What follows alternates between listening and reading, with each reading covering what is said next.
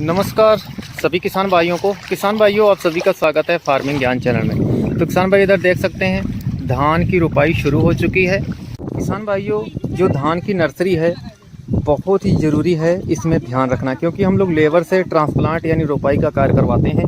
तो आप लोगों को ध्यान रखना है, जो पौधे हैं 2 पौधे एक जगह आप लोगों को ट्रांसप्लांट करवाने हैं। और ध्यान रखना है किसान भाइयों, पौधा ज़्यादा गहराई में नहीं लगना चाहिए।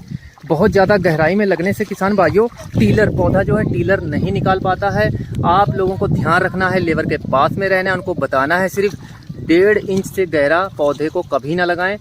और किसान भाइयों, आप लोग ध्यान रखना है, खेत में पानी भी ज़्यादा नहीं होना चाहिए। 4 से 5 सेंटीमीटर पानी का लेवल आप लोगों को रखना है, जैसे आप देख रहे होंगे वीडियो में किसान भाइयों। और ध्यान रखना है, पौधा ज़्यादा गहरा नहीं लगना चाहिए और पौधे की जड़ें टूटनी नहीं चाहिए किसान भाइयों। जब नर्सरी लेबर उखाड़ती है उस समय भी हम लोगों को ध्यान रखना है इस बात का किसान भाइयों। पानी मैनेजमेंट बहुत ही ज़रूरी होता है धान की फसल में। धान की पौध जब किसान भाई उखाड़ के लाते हैं उसी दिन ट्रांसप्लांट हो जानी चाहिए।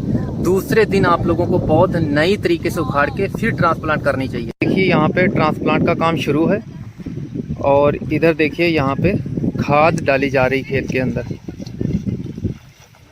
तो किसान भाइयों, जैसे कि ये खेत तैयार हो चुका है, उधर वाला भी खेत तैयार हो चुका है। पानी भरने के बाद जो हम लोग खेत तैयार करते हैं, जब खेत तैयार हो जाता है किसान भाइयों, उस समय हम DAP खाद अगर आप प्रयोग करेंगे तो 1 एकड़ में 1 बैग 50 किलो का DAP खाद जो 1846 होती है, जो 18% नाइट्रोजन और 46% फास्फोरस होती है, तो 1 बैग 1 एकड़ में प्रयोग करना चाहिए। तो अब किसान भाइयों, खाद इस प्रकार से प्रयोग करने के बाद में उसके बाद में इसी खेत में फिर ट्रांसप्लांट यानी रोपाई कर देनी चाहिए, तो सबसे बेस्ट होता है। और किसान भाइयों, अगर आप सिंगल सुपर फास्फेट खाद का प्रयोग करेंगे तो वो भी सेम प्रक्रिया है, ऐसे ही आप लोग प्रयोग कर सकते हैं खेत तैयार करने के बाद।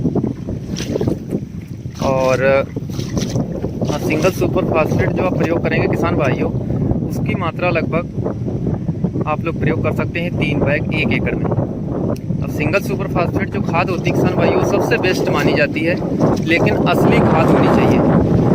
उस खाद के अंदर हम लोगों को सल्फर भी मिलता है और कैल्शियम भी मिलता है सेकेंडरी तत्व के रूप में, और फास्फोरस तो मिलता ही है किसान भाइयों। जो सबसे बेस्ट होता है, कल्लों का विकास तेज़ी से होता है, सल्फर और कैल्शियम डालने से पौधे जल्द